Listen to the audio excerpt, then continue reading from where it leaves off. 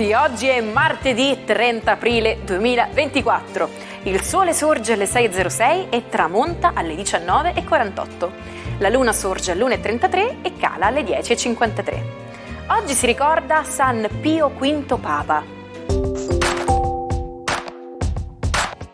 Oggi 30 aprile ricorre la Giornata internazionale del jazz, introdotta dall'UNESCO nel novembre 2011 con lo scopo di riconoscere il valore di questo genere musicale e la sua capacità di unire le persone in tutto il mondo. Questo genere, nato dall'incrocio di culture diverse, è diventato un simbolo di pace e dialogo interculturale. Buon compleanno ad Alessandro Barbero, che oggi festeggia 65 anni. Conosciuto per il suo romanzo vincitore del premio Strega Bella Vita e Guerre Altrui di Mr. Pie e Gentiluomo, è la biografia di Carlo Magno. Barbero ha anche collaborato con Piero Angela nel libro Dietro le quinte della storia. Nonostante la sua scarsa presenza sui social, è diventato una star del web grazie ai podcast e ai video delle sue conferenze. Auguri anche ad Alan Friedman, che oggi compie 68 anni. Dopo aver lavorato con il presidente Jimmy Carter, è diventato una delle firme più autorevoli del Financial Times.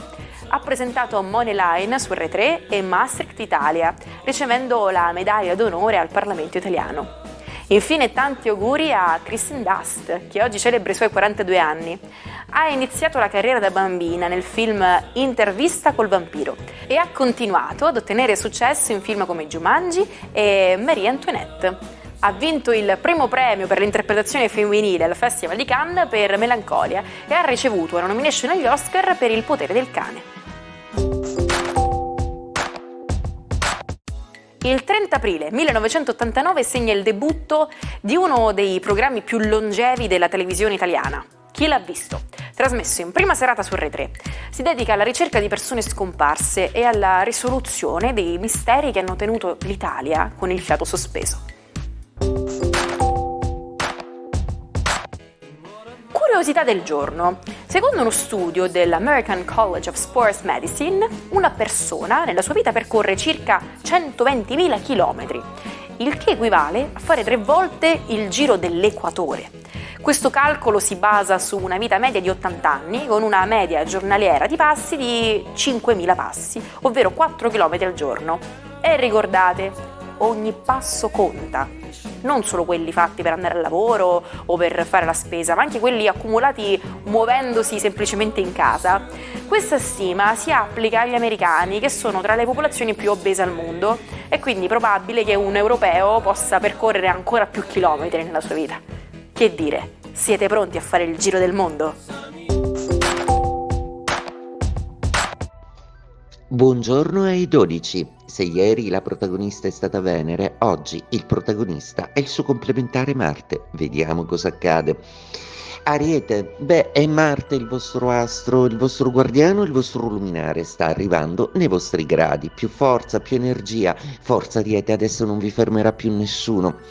Toro, Venere è già forte nei vostri gradi e Marte si attenua e si fa timido nell'area della 12ª casa. Che dire, meglio di così, si attenuano tutta una serie di tensioni e in più la bella Luna oggi fa un trigono con Giove e con Urano nei vostri gradi. Cosa chiedere di più al cielo? Godetevi una splendida giornata. Gemelli, la giornata di oggi è una giornata decisamente molto interessante. I movimenti planetari riconfigurano il vostro cielo e se ieri Venere vi ha fatto riflettere sull'amore, oggi Marte vi farà riflettere sull'azione. Ed è proprio quella che assieme ad amici a un team risulterà vincente, assolutamente piena di nuove idee, nuove iniziative. Cancro, se Venere è tornata amica, Marte è contro. Marte che tende a rendere un pochino confuso, dato ancora il suo influsso tutto nettuniano, la vostra configurazione passionale ed affettiva. Fate chiarezza dentro di voi, non potete sperare se no di avere dei rapporti distesi. Leone, la configurazione di oggi dà una sferzata di energia, perché se Venere è contro, Marte invece diventa amico in trigono, quindi più energia, più capacità d'azione, meno sentimentalismo, ma più azione diretta, forse ruggire un po' di più è quello che serve per rimettere le cose a posto. Vergine, Marte oggi finalmente esce dall'opposizione, un'opposizione che vi ha molto provato e che vi ha anche messo a contatto col vostro stress e il vostro bisogno emotivo di morbidezza.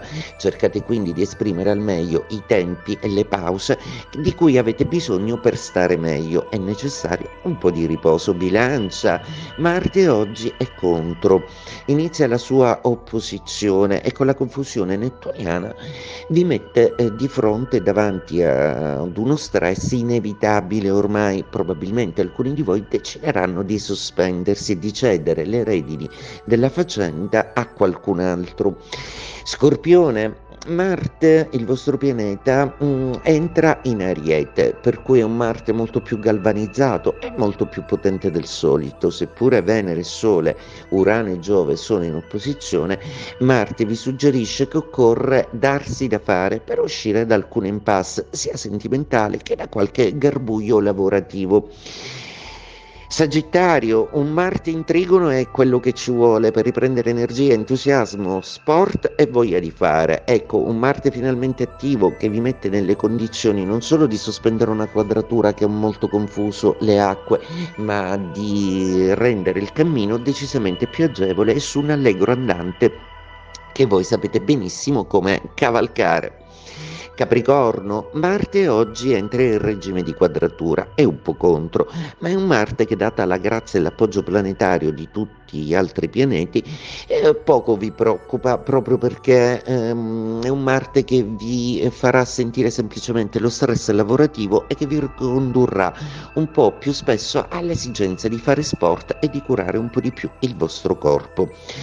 Acquario, Marte diventa amico, l'azione comunicativa è anche molto incisiva, un carisma dialettico ritrovato e molto forte, è il primo pianeta che riattiva la terza area, mentre ancora Mercurio langue, ma poco ci vorrà e anch'esso sarà dalla vostra parte. Oggi sarete molto suadenti e passionali con le parole. Pesci, una giornata oggi che vede dare l'addio alla presenza di Marte nei vostri gradi, quindi ritorna un'area più distesa, più filosofica con Saturno e più spirituale e morbida con i pesci. Bene, è finita la preoccupazione per tutta una serie di beghe del quotidiano, adesso dovete solo agire e anche provvedere a qualche spesa in più.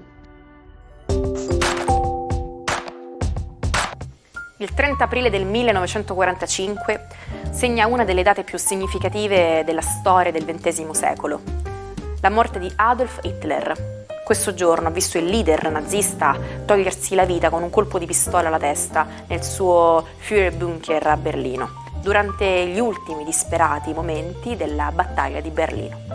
Al suo fianco sua moglie Eva Braun, che ha scelto di seguire lo stesso tragico destino ingerendo cianuro. Dare un colpo al cerchio e uno alla botte. Oggi questo detto è spesso associato alla politica e usato per descrivere chi non prende mai posizioni nette, ma la sua origine è ben diversa. Il lavoro del bottaio consisteva nel fabbricare e riparare barili e botti per costruirne uno perfetto. Il bottaio doveva essere abile nel bilanciare l'azione del martello, colpiva il cerchio di ferro per stringere attorno al barile e contemporaneamente doveva dare qualche colpo alle doglie di legno per assicurarsi che rimanessero ben salde. Questo delicato equilibrio era essenziale. Col tempo questa espressione ha trovato nuova vita nel linguaggio comune, dove è diventata sinonimo della capacità di sapersi destreggiare tra due estremi.